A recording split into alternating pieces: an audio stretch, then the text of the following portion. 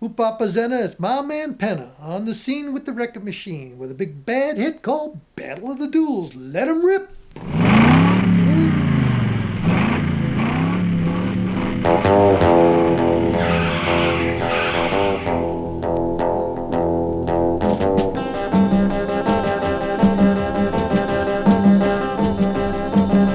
I don't want to go to England to see the Queen's jewels.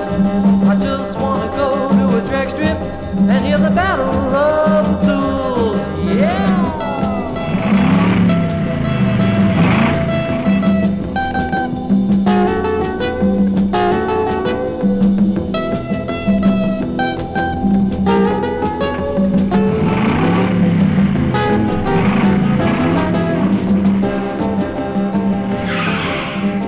Was in Times Square.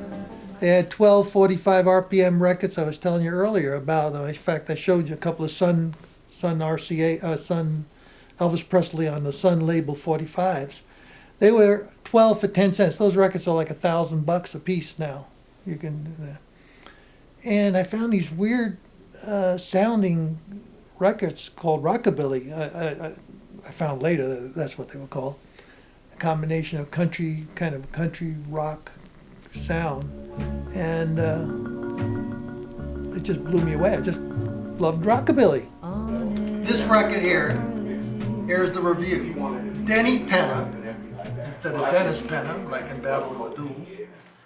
Musitron, the label, Wonder Boy, sounds like he's singing from the bottom of a muddy malt. Elvis has nothing to worry about on this one. Name of this car taxi. Well, you were in competition with Elvis. Turn the page. The street lights and the rain and the glow.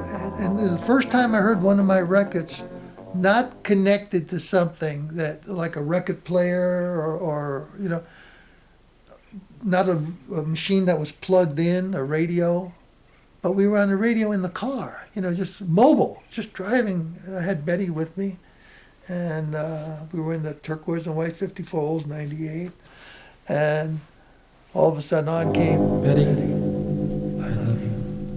When, and the song came on, and I had her with me. That was just a strange feeling, just driving in the mist, and that's a memory that kind of sticks with me. That was good about being in the record business for a short time that I was in it.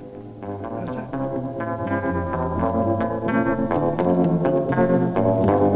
Betty, I love you.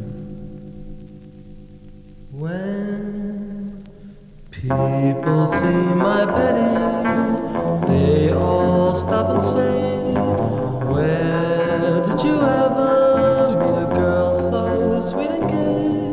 That's why I love her, and I always will, my Betty.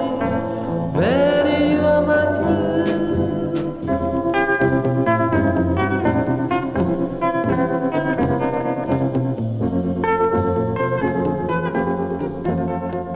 Gary U.S. Bonds and I, he had New Orleans and a Quarter to Three on Legend label, I think it was.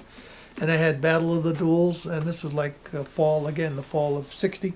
This was done free. We didn't get paid to go on tour with the record to all these different big rock, each disc jockey in a different town. From Philadelphia, we did Joe Niagara in Philadelphia, and I don't remember the others. They would put on performances and bring in these groups, and they would collect money for the kids that in the thousands that would come to these arenas, and we would do our part free to plug the record, so we didn't get paid. One day it was a big roller skating ring with wooden floors. I remember the big wooden floors. We finished our songs and we're walking backstage, and the way we performed was they only brought the record to the thing, and they would play the 45 RPM record over big speakers into the roller skating ring, and the kids weren't roller skating at the time. They were by the bandstand. We'd get up and mouth the record. All of a sudden, the place started shaking. Gary and I had already started heading to our stage, our dressing rooms, which was a room with a little French. I remember the French door. It was the first time I ever experienced the double door, which is called a French door. So the whole building shook. And I looked at Gary, and he looked at me, and we ran. We seen this group of kids chasing us. And we thought, oh shit, they're gonna kill us. We ran, and I got on the other side of the Dutch door and slammed it, and out came these hands like this over the top part of the door.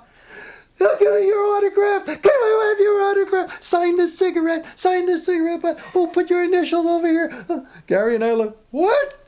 What? What did that? That's mackerel. I thought they were gonna kill us. They wanted autographs. I love her so. Well, I've got a girl named Bonnie Jean, the cutest little girl I've ever seen. Yeah, yeah. I love her so.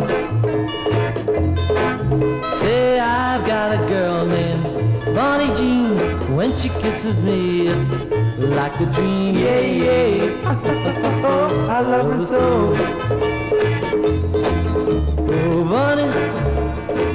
Bonnie Jean, I love you.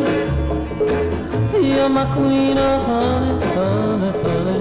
Hold me tight when I kiss you. I never wanna say goodnight.